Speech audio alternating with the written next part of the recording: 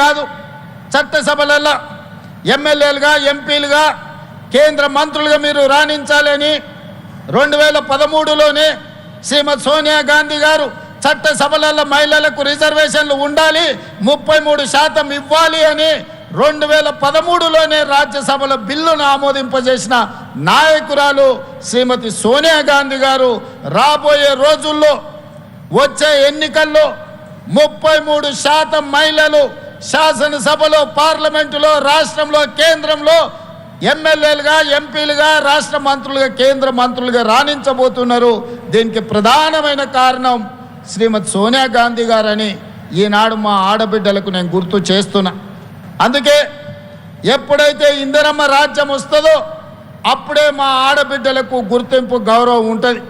పొదుపు సంఘాలు ఆనాడే మొదలైన పివి నరసింహారావు గారు ఉన్నప్పుడు ఆ పొదుపు సంఘాలే మహాలక్ష్మి గ్రూపులుగా, స్వయం సహాయక సంఘాలుగా ఎదుగుతూ ఈనాడు తెలంగాణ రాష్ట్రంలో 67 లక్షల మంది ఆడబిడ్డలు సంఘాలుగా సెర్ప్ పేరు మీదనో, మెప్మా పేరు మీదనో పట్టణాలలో ఈరోజు ఈ మహిళలు పనిచేస్తున్నారు. అందుకే గత ప్రభుత్వంలో 4,000 కోట్ల రూపాయలు మీ సున్నా వడ్డీని ఎగగొట్టిపోయినారు. కానీ ఆడబిడ్డలతో పెట్టుకున్న వాళ్ళు అధికారంలో ఎవరైనా ఉంటారా? అందుకే రొట్టెలు చేసేటప్పుడు సలాకి ఎర్రగా కాల్చి ఎట్లయితే వాత పెట్టినరో, వాత పెడితే ఇవాళ మా అక్కలు పెట్టిన వాతలకు అధికారం దిగిపోయి కొంతమంది ఫామ్ హౌస్లో పండుకొని ఏడుస్తున్నారు. అలాంటి అక్కలు మీ ఆశీర్వాదంతో మీ అండగా ఏర్పడ్డ ఈ ప్రభుత్వం 48 గంటల్లోనే డిసెంబర్ 9, 2023 నాడు మహాలక్ష్మి పథకం ద్వారా ఆర్టీసీ బస్సుల్లో ఆడబిడ్డలకు ఉచిత ప్రయాణాన్ని ఇవ్వాలి అని అసెంబ్లీ సాక్షిగా మొట్టమొదటి బస్సును ప్రారంభించి ఆ బస్సులో మా తోడబుట్టిన ఆడబిడ్డలను అందరినీ బస్సు ప్రయాణంలో తీసుకెళ్ళి జాతికి అంకితం చేసినాం. ఆనాటి నుంచి ఈనాటి వరకు 10,500 కోట్ల రూపాయలు మా ఆడబిడ్డల కోసం ఆర్టీసీ కార్పొరేషన్కి ఈరోజు రాష్ట్ర ప్రభుత్వం చెల్లించింది. ఇక్కడున్న మా అక్కల్ని ఆలోచన చేయమంటున్నా.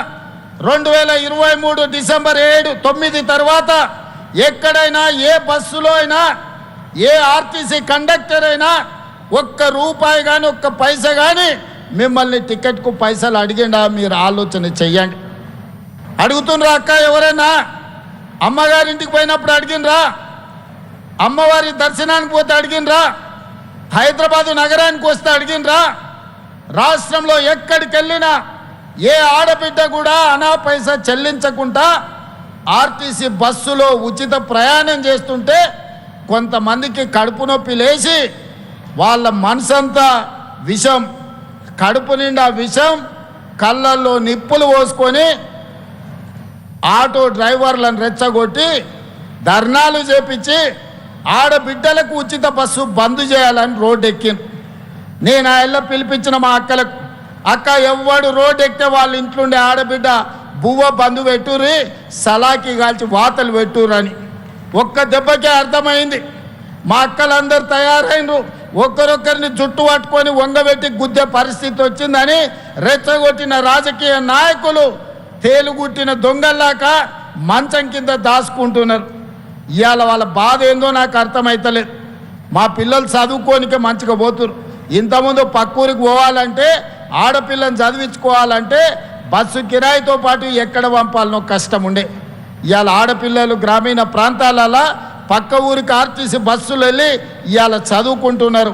పాఠశాలల్లో ఆడపిల్లల డ్రాప్ అవుట్స్ తగ్గిపోయినాయి. ఈరోజు విద్యా శాతం పెరిగింది. ఆడపిల్లలు విద్యలో రాణిస్తారు. ఆడపిల్ల ఎప్పుడైతే చదువుకుంటుందో ఆ కుటుంబం బాగుపడుతుంది, ఆ కుటుంబం ఆర్థికంగా నిలబడుతుంది. అందుకే ఆడపిల్లల్ని చదువుకోవడానికి అవసరమైన సంపూర్ణమైన సహాయాన్ని ఈనాడు ఆడపిల్లలకు అందించినాం.